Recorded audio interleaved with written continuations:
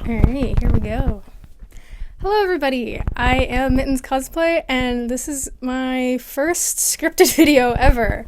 So, hopefully I don't mess this up. So, I've been cosplaying for about half a decade now, and I've seen a lot in 5 years, surprisingly. I knew almost nothing about what went to cosplaying when I first started in 2018. And a lot of my early knowledge actually just comes from me figuring stuff out on my own. But in figuring things out on my own, there's also a lot of things that I wish I knew when I first started. So I thought I could give some baby cosplayers, and maybe even some experienced cosplayers, some of my tips and tricks for your cosplays, and even a couple surviving your first, or whatever, however many conventions.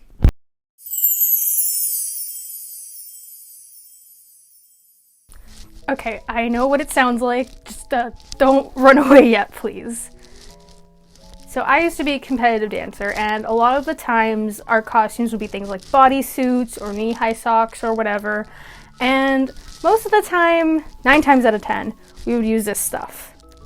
Now, you can find this stuff on Amazon if you search body adhesive, and I will even link this stuff in the description if you want to buy what I got.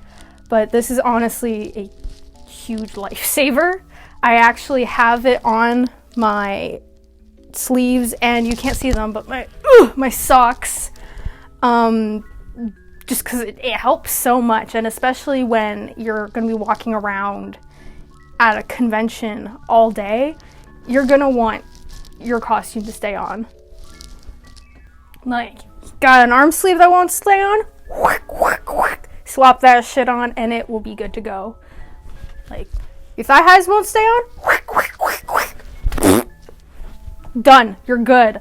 Like, wearing a bodysuit and you're worried about getting a wedgie?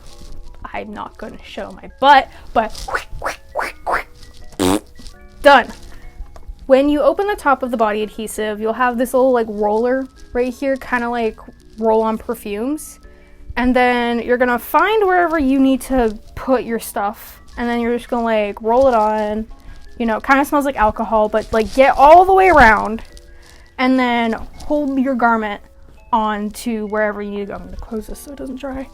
And then after like a couple minutes, now you got something stuck on your body for most of the day. And now that it sounds like I've given you a product placement, hopefully I've convinced you that this is probably one of the most important things to have to keep all your costume in place.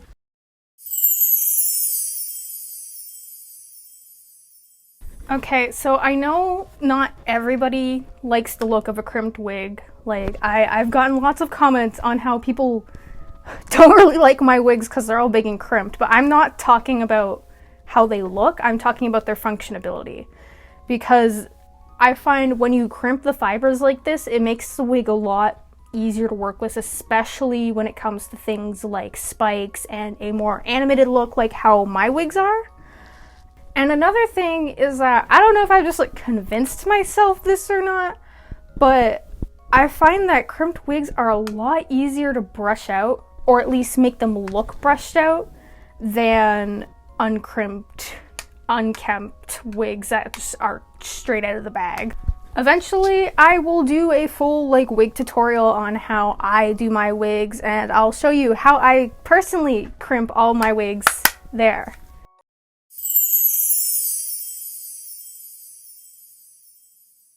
I have just absolutely fallen in love with these guys recently. Like, look at them. Look at how cute they are. Like, do you need to attach literally anything like you could think of to your costume? Like, these are a real lifesaver. I find that these are most useful when it comes to attaching things like big back pieces or anything that would normally just be attached with like, what's it called? Like safety pins. Like my bow right here, it's attached with snaps. Cause like safety pins are distracting, right? Like you can see them and it's like, oh, it's not really flattering to your eye. These you can hide pretty well, I find. I use these for back pieces like on my aquarium ruby. I use them on some of my more handmade cosplays like my Kyoka Izumi cosplay. Like they're really useful and versatile for anything that needs to be attached. And they're not that hard to install either. You just take this little guy, and you poke a hole in your fabric, and then there's two pieces, if I can open it. There's two pieces to your snap. There's the backing that has that little part there. And then there's two different kinds of tops. There's these ones that, what's it called? There's these ones that kind of stick out a little bit. And then there's these ones that dip in, because, you know, they gotta snap together. I don't even have to put them together, and I could probably show you. They just snap together like that. There. So basically, you take one of these and you feed it through the little hole you made with this, and then you put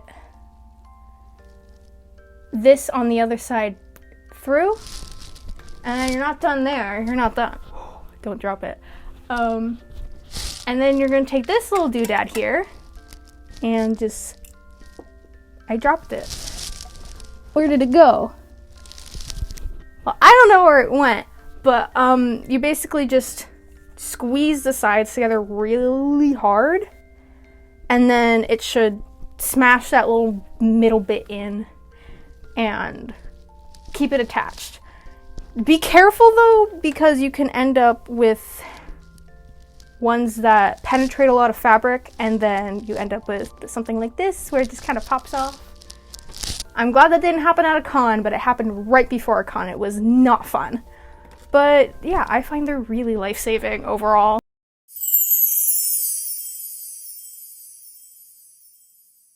So we have long wigs, right? They're always so fun to store. You can't put them on a styrofoam head because the weight from the back will make them fall over. And you can't put them on the floor or like the table either, because then they're at risk for tangling. And like, what about like your ponytail clips? This isn't a ponytail clip actually, but same deal. What I'm trying to say here is storing wigs can be really hard, but I know how to make it easier. I don't have them on me, but all the wigs that are like situated around my room, except the ones on the table over there, ignore those ones. They're all secured by command hooks along my walls. They come in a ton of different sizes and they will stick to basically anything. And now you can just hang up your wigs. It's not long enough. Your wigs, clips, whatever, to your heart's content, and they won't get tangled. And for more wig storage, when you run out of rooms on your walls,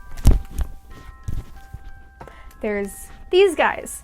These are wig heads that have a little hanger on them, so you can hang them in your closet, so you can store wigs literally all over. Wig storage is really important overall because you want to preserve the longevity of just parts that, you know, may hang free, of your styling, of all that kind of stuff.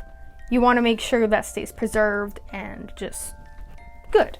Now that I've covered things that will save your life when it comes to just cosplay in general, what about some of my tips and tricks when it comes to conventions? The first thing you need to know when it comes to attending conventions, especially if you attend them regularly, is definitely having friends or roommates with you. This helps with not only safety, but it can also save you money as well. First of all, when it comes to safety, traveling in groups is the way to go. While I'm personally not the greatest at that and prefer to shop by myself, which is something you really shouldn't do, I'm lucky enough to not get approached by creeps, but not everyone's gonna be as lucky. Although cons have recently cracked down on the whole cosplay does not equal consent thing, it still happens, unfortunately, and just for your safety, traveling in groups and staying with friends, especially as AFAB or female presenting, it is going to be a lot safer for you in the long run. And when it comes to staying off of con ground as well, and you're staying in a hotel that's not in the convention center, walking back and forth by yourself, especially at night, can be really dangerous. So just for your safety, travel in groups. Another good thing that having friends to go to cons with helps with is saving money. Because with a hotel, you know, staying one person per night can be really expensive. But if you have 2, 3, sometimes even 4 people in a room, then you can split that cost and end up paying only about like $200 for like 3 nights or something, which is really, really good in the grand scheme of things.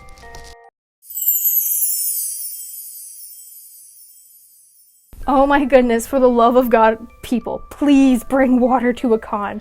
I can understand not wanting to eat necessarily at the con, because sometimes when we're in those kinds of situations, eating might make you feel sick, or you're in like a bright white costume. Trust me, I've been in both of those situations. But please, please bring water. Even if it's just like a small bottle that you can fit in your bag, tons of cons have spots where you can fill up your water or whatever. Because you might not realize it in the moment, but after all that fun has died down, you're gonna realize just how thirsty you are. And sometimes it can go as far as fainting or feeling like you're gonna faint, and nobody wants that, right? So while I understand the whole jokes about, oh, being dehydrated and not eating at a con, your hydration should be one of your top priorities at a convention. It's natural, you know, as the day goes on, no matter how much setting powder or setting spray you put on, if you're at a con for 7+ hours of the day, your makeup is gonna melt off. Of course, you don't have to bring your entire makeup bag. Actually, really don't do that. I brought my entire makeup case once as a prop for Aesop, and my arm was hurting all day and the day after. But bringing the essentials is going to go a long way if you need to touch up your makeup. I personally like to bring eyelash glue, eyeliner, and lip products like, you know, lip gloss and all that kind of stuff, because I find those are what I need to touch up most. But even just like a little bit of powder if your skin is like oily, or like even like a little bit of foundation if you need to touch up those little spots, is going to really help you, especially if you're like me and book photo shoots like near the end of the day. And as a side note, while not particularly makeup related, it is related to your face. If you wear colored contacts, I don't right now because all of mine are expired and I need to buy new ones, bring the case with you, like already pre-filled with like new fresh like contact solution, all clean and everything, because your eyes are going to dry out and you don't want to be sitting on the train on your way home feeling your eyes are about to like fall out of your head because you can't take your contacts out. And those were some of my tips and tricks for being just a cosplayer in general and for surviving conventions. I hope I was able to help with anything. And if you have any questions or you want to leave your own tips, drop them down in the comments. I'd be happy to mingle, answer, and, you know, interaction. Really good for me, guys.